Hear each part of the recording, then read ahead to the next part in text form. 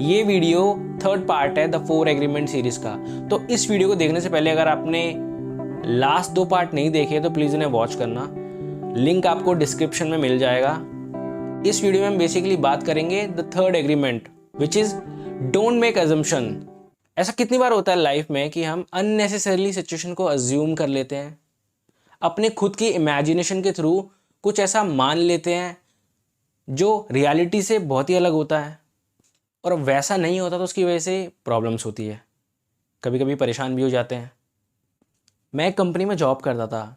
मार्च के बाद जब अप्रेजल का टाइम आता था, अप्रैल मई में जब अप्रेजल हुआ करते थे, तो बहुत सारे एजम्पशंस हम बना लेते थे, मैंने भी बनाई थी।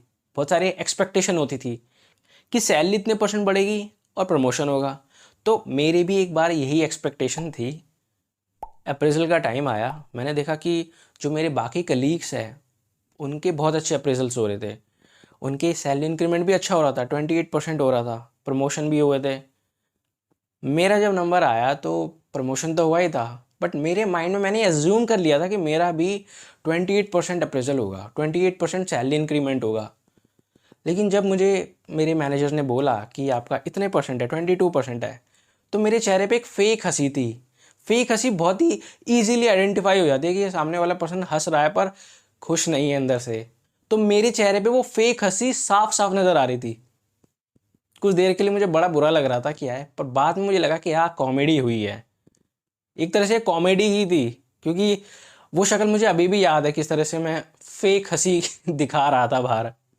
तो कभी कभी हम वो एज्यूम कर लेते हैं जिसका रियलिटी से कोई मैच नहीं होता है, और फिर बाद में बुरा भी लगता है।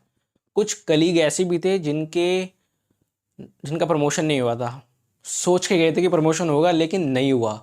उनके चेहरे पे जो दिख रहा था ना, उनके चेहरे पे जो गुस्सा था और उनके चेहरे पे जो जो एक अनहैप्पीनेस थी, साफ साफ नज़र आ रही थी, क्योंकि सोच के कुछ और गए थे और मिला कुछ और। जो एज्यूम किया था वो नहीं मिला। एक और एक्सपीरियंस मेरे साथ हुआ था। अगर मैं इसे कुछ इस तरह से कहूँ कि ये मेरी लाइफ के one of the most important realisation में से एक था, one of the most important learning में से एक था, तो ये गलत नहीं होगा। मैं 10 दिन के लिए विपासना में था। विपासना 10 दिन का एक मेडिटेशन प्रोग्राम है जहाँ पे 10 दिन तक आपको चुप रहना होता है, सिर्फ मेडिटेशन करना होता है 10 घंटे एवरी डे। तो वहाँ पे जाने से पहले, इनफैक्ट विपासना जाने का डिसीजन कोई छोटा डिसीजन नहीं होता, ये बहुत बड़ा डिसीजन होता है। लाइफ के 10 ऐसे दिन जहाँ आप कुछ नहीं बोलते, आपको ऐसे माहौल में स्पेंड करने होते हैं। तो एक बहुत बड़ा डिसीजन था मेरे लिए। मैं वहाँ पे गया। जाने से पहले मैंने काफ़ी सारे वीडियोस देखे थे, तो जो मेंबर्स थे उनके मैंने काफ़ी एक्सपीरियंसेस देखे। तो मैंने देखा कि 90% से ज़्यादा लोग उस एक्सपीरियंस को बहुत अच्छा बताते हैं। उनके साथ अलग अलग एक्सपीरियंसेस हुए, अलग अलग रियलाइज़ हुआ। तो ये मेरे माइंड में एक तरह से मैंने एक इमेजिनेशन क्रिएट कर लिया कि मुझे भी ऐसा एक्सपीरियंस होगा, इस तरीके से मुझे भी कुछ फील होगा। तो अलग अलग कहानियाँ मैंने अपने माइंड में बना ली थी उस टाइम पे, और 10 दिन तक पूरे डेडिकेशन के साथ मैंने मेडिटेशन किया। जैसा बताया गया था बिल्कुल वैसे ही किया। अपना कुछ भी करने की कोशिश नहीं करी, जैसा इंस्ट्रक्ट किया गया बिल्कुल वैसे ही किया। पर मेरे माइंड में यही चल रहा था उस टाइम पे कि मुझे वो एक्सपीरियंस करना है जो बाकी लोगों को हुआ।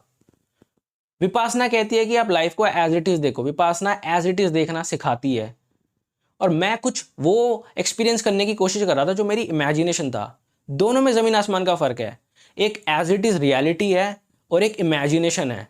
इमेजिन तो आप कुछ भी कर सकते हो। इमेजिन तो आप ये भी कर सकते हो कि एक हाथी हवा में उड़ रहा है, बेली डांस कर रहा है, ये भी तो एक इमेजिनेशन है, पर ये रियलिटी थोड़ी ना है।